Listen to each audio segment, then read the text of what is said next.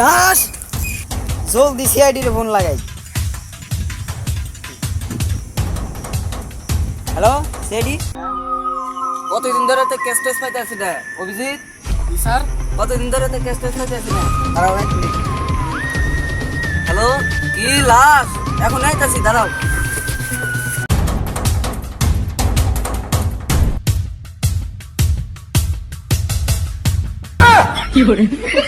এখানে একটা লাশ পড়ে আছে, আর মানে কিছু বুঝতেছো না স্যার? অভিজিৎ, না স্যার। তার মানে ও পয়সা নাই।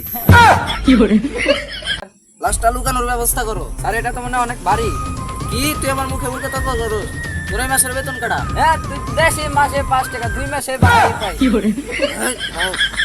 এই আমি নিতেছি, দাঁড়াও তোমাকে।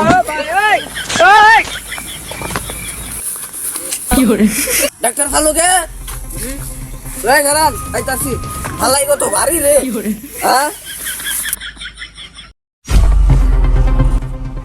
ডাক্তার, এত জায়গা থেকে আপনি জঙ্গলে কি করেন?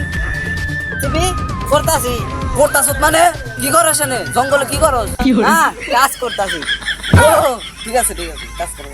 ডাক্তার ফালুকে লাশ নিয়ে আইছি, এদিকে আসো। ডাক্তার ফালুকে এদিকে আসো। ওর শরীরে যা যা আছে কি করে? হ্যাঁ বুঝছি, ঠিক আছে। তাহলে কল দিও আমারে, আমি গেলাম। ঠিক আছে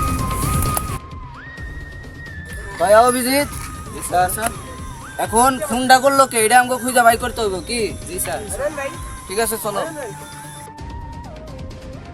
ভাই অভিজিৎ। জি স্যার। স্যার খুনি পাইছি, ওই যে খুনি, নগদে গুলি করি। গুলি করেন গুলি করেন গুলি করেন স্যার। স্যার এটা কি করলেন আপনি? কেন কি হয়েছে? এটা কি আপনি জানেন? এটা কে? এটা আমার ছোট ভাই। কি তোমার ছোট ভাই? জি স্যার।